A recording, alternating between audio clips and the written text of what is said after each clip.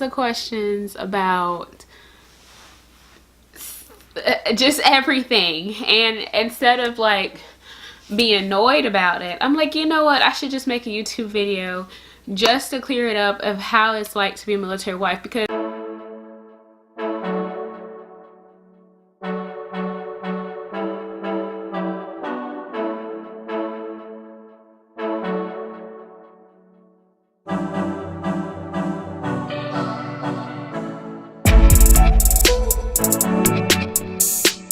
hi guys,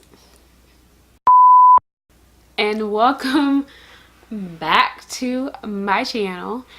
I feel like I should give you guys a name. I feel like you guys should be called the B Squad.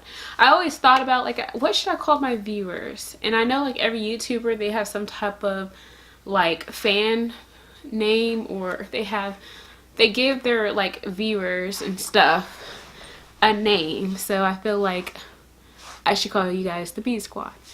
But today's video is going to be about the reality of being a military wife. Now,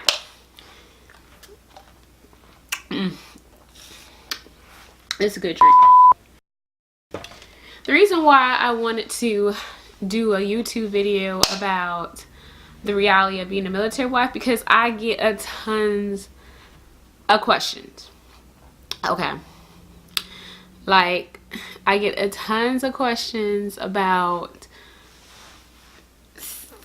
just everything, and instead of like being annoyed about it, I'm like, you know what, I should just make a YouTube video just to clear it up of how it's like to be a military wife. Because I have like random people always asking me questions. Like, as soon as I say, oh yeah, my spouse is in the military, they ask me a tons of questions. So you know me, I wrote down some questions on my phone, because you know me, I have to have some type of organization. So yeah, so I wrote down a couple questions.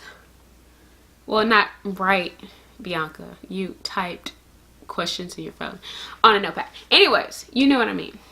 So the first question is, are the soldiers always gone? And it honestly, it depends on, basically it depends on your spouse MOS. And what I mean, it depends on your spouse MOS, meaning it depends on what your spouse does in the military. What is this job?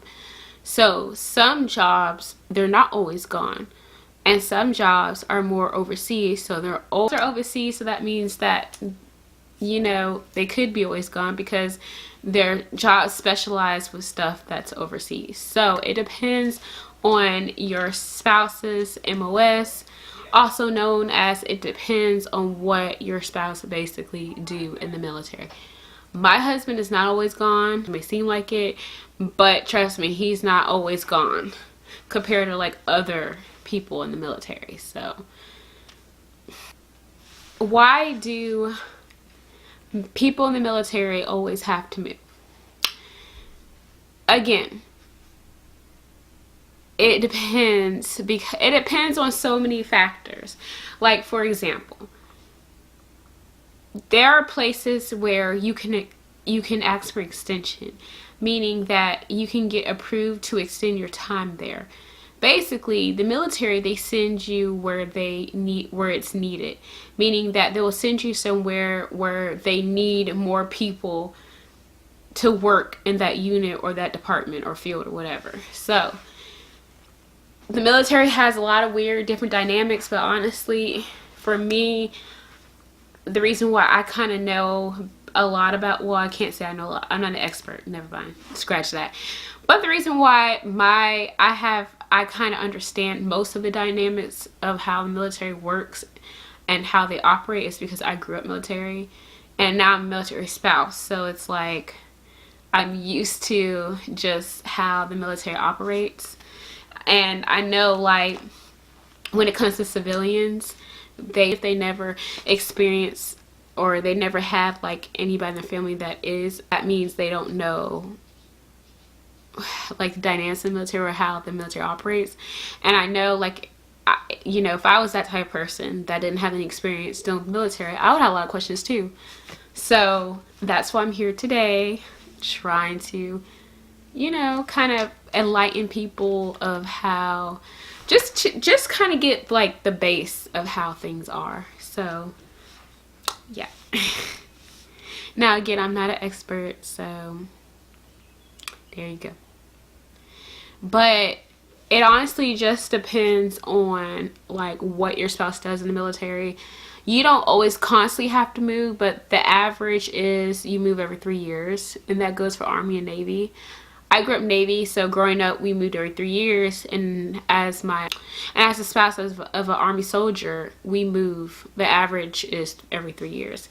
Now, like I said, you can always extend. Like if you really move to a place and you fall in love with that place, you can always request to extend and try to figure out ways to stay, but it's not always guaranteed.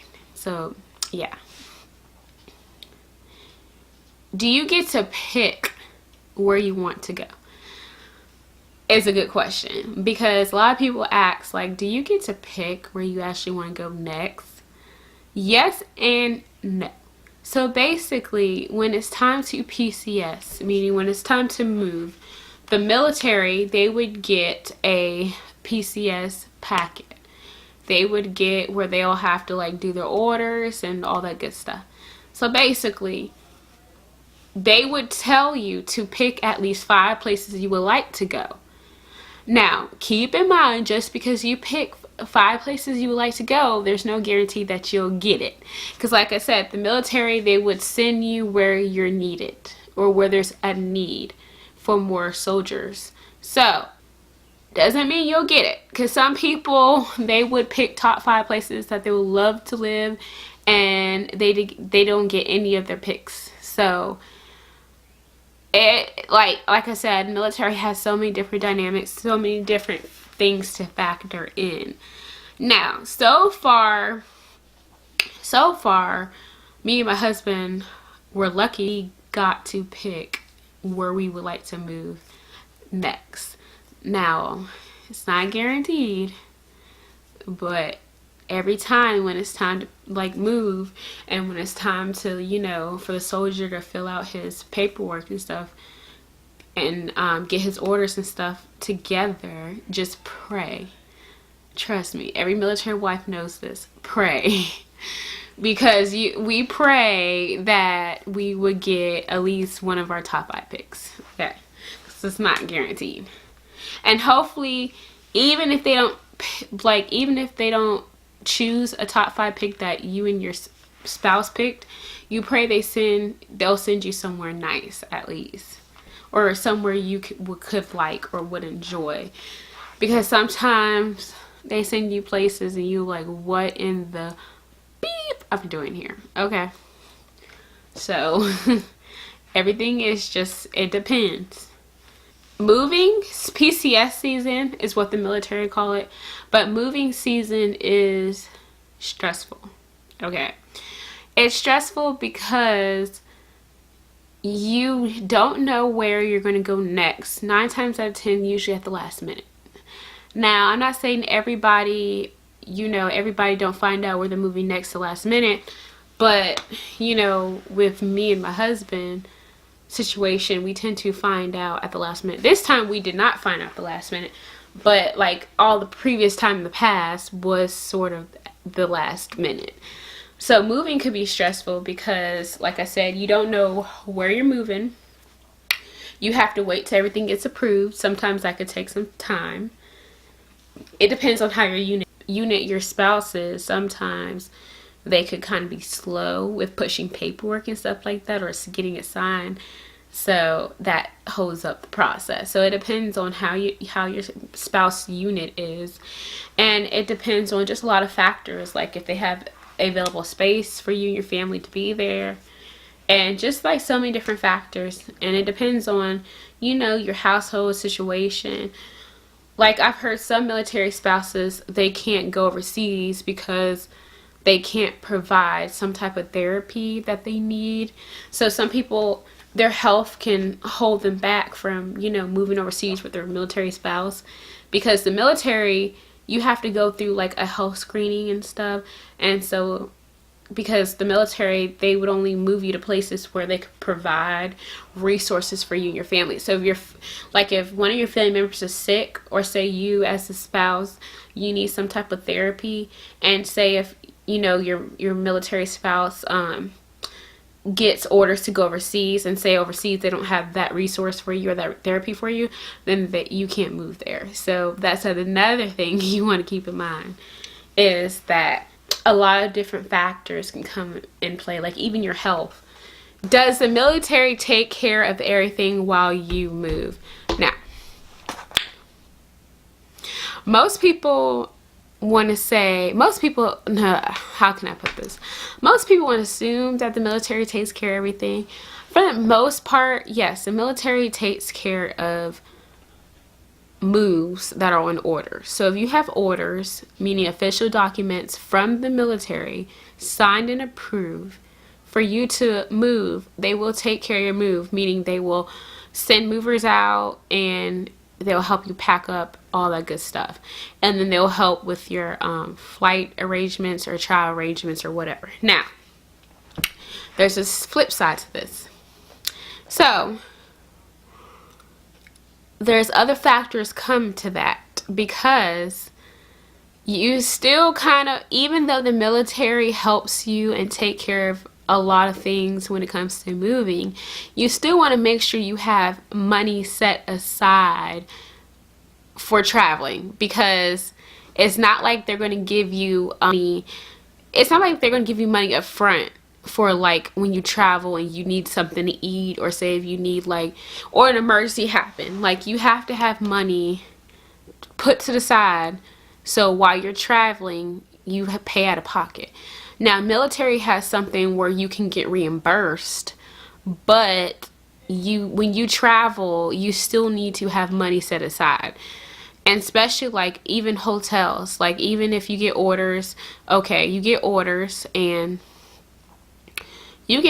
right, and you'll stay at a hotel, whatever, and you'll pay out of pocket, but the military will reimburse you for that. Now, here's another thing that you have to keep in mind. If you decide to drive to your next destination on a military orders, meaning if you decide to, instead of like flying there, you decide to drive, they're not going to pay for your gas. You're going to have money up front to pay for your gas, to pay for whatever hotels you guys stop while driving. Reimburse, you can request, to see if you can get reimbursed for it. But keep in mind that although you put in requests to get reimbursed, doesn't mean you'll get reimbursed right away. Sometimes I've heard stories where some people didn't get reimbursed like 5 to 6 months later. So military takes care of the main parts, like the movers. You don't have to worry about like paying for movers, because, well, that's if you're on orders. However, if you're moving and you're not on orders, they're not going to pay for squat. That means you have to do your own move. But if you are moving to your next destination because the military gave you official orders and the move is approved, then yes, they will take care. They'll send movers out. They'll pack you up. If you're flying, they will help with the flying arrangements and stuff like that. They will help you with that. But if you're driving, then you're just going to have to drive. And even if you are flying, you still need to have money set aside for traveling. Because everybody know when you travel, you're going to want to get something to eat, and then something may happen and you have to buy some clothes or shoes, or you have to go to a hotel or something. So I recommend that when you travel, period, even while in orders, you need to have money saved up, set to the side. Because trust me, every time when me and my husband had to move, it was like something always came up, and like something randomly always comes up, and we were like, oh crap, we have to spend all this money. But then we would get reimbursed for it, but it's just something always comes up. So that's another thing that you have to keep in mind, is that the military, they take care of the main things, but that doesn't mean they take care of everything, if you get what I'm saying. what do you do while your spouse is gone? So I get that question a lot. Like, what do you do when your spouse is deployed or he's overseas and stuff like that? Well, honestly, it's called living your life. It's finding something that it's like making a goal and try to achieve it. So, for example, I'm in school. So while my husband is gone, then I focus on school. And pretty much school takes up a lot of my time anyway. So school school is like taking over my life, to tell you the truth. But thank God I'm almost finished. And you find you hobbies and you socialize and you hang out with your friends and you get involved with the group, get involved with community. Like, there's so many things that you can do, while your spouse is gone. Okay, so just continue. I suggest personally just continue to live your life. Like, set goals and try to reach them, because honestly, when your spouse is gone, like when he's deployed overseas, it gives you more time to focus on yourself, and it gives you more time to just focus on like your career and the things that you want to do. So that way, when your spouse comes back, you'll have things in order, and you reach like another level or reach another milestone in your career or your education. So what I personally do, I have hobbies. I love doing YouTube. So, and I have other hobbies that I love doing, and then I'm in school, so it pretty much takes up my time. How do you deal with things while your husband is gone? Well, I get this question a lot because a lot of people's like, oh, well, if my husband was gone for so long, I don't know if I could deal with it, and I'll be so sad and blah, blah, blah. Okay, first of all, I get it. The military lifestyle is not for everybody. Military, because when you are a military spouse, you make a lot of sacrifices. Sometimes your husband's not going to be there. Sometimes you have to do stuff by yourself. Sometimes you have to figure out things by yourself. So the military lifestyle is not for everybody. Like, let's just be honest. Your wife is because I grew up military. So it's like, this is what I know. This is what I've seen all my life. I don't know any different. And even me growing up military, when I became a wife, it was still a big transition. It was still a lot of things that I had to learn, because it's different from being a child growing up military and then being a spouse. Because when you become a military spouse, you actually know what's going behind the scenes. And when you're just like grew up as a military child, you're just like, oh, we're just traveling, we're having fun. I get to, I get to travel. I get to meet new people. That was me as a child. But as an adult, it's like things come to play. Like, you may have to make sacrifices in your career, because you may move in a location where there's not many jobs in your career field. You may move to a location where the job market sucks and you may have to take a pay cut. So yes, a lot of military spouses do make sacrifices every time they move, because it's like almost every 3 years I have to find a new job or something. But you know what? I like doing it, obviously. So it's like, but that's the truth. It's not for everybody. And I got to the point where I understand that, because there's so many people that would be like, well, I don't see how I couldn't be a military wife, because I wouldn't want to live in a foreign country. I don't want to be far away from family or home. Like, I get that, but everybody's different. It doesn't bother me.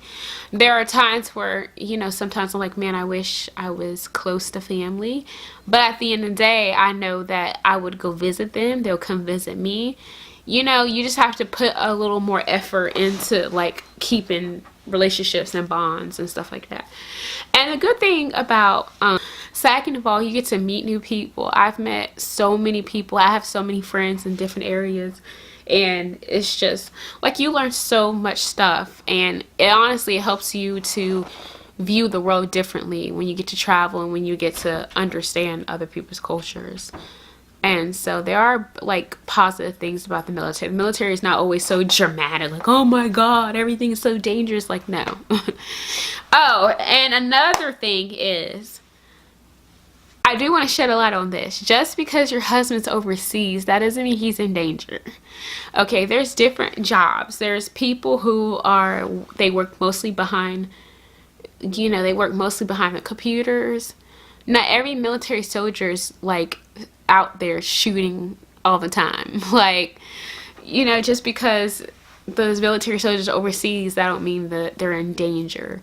Now, yes, they have to be careful, but that's like here in America, you could be in danger anytime. But people always think like, oh, like when I say, oh, my husband's overseas or something, people will be like, oh, is he's in Iraq or Afghanistan? Like, oh, is he somewhere like in danger? I'm like, no, he's not. He's fine. But I mean, I understand, because honestly, if I didn't know how the military dynamics work, I would ask questions just like you guys. So if you have any more questions about what I go through as a military spouse, even if you're other military spouse and say like you are curious, because every military spouse has a different experience. It just depends. Everybody has different experience. So you can always comment down below. You can ask me questions. I miss you guys. I have a lot more videos coming. I hope you guys enjoy your summer. And I love you guys. Be squad. Bye. I'm just hot. Ooh. Girl, it is hot. Okay. Okay.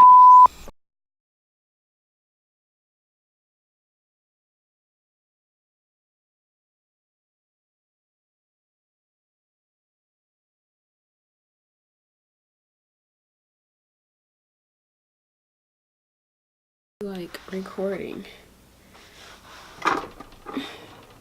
That's just not loud enough. This is. Oh no, you can't mess with that.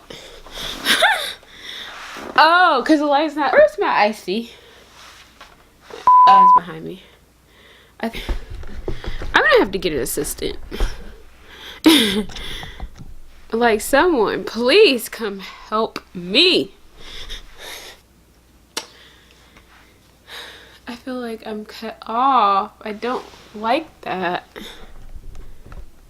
Why am I being paranoid? Well, they are some jobs. I got hot for a second. Like, first of all, it's hot. Okay. Like, it is hot here in Alabama. So, and side note, I need to do summer shopping. So here's my icy, because I'm just hot. So I had to take a little break. Tell you the truth.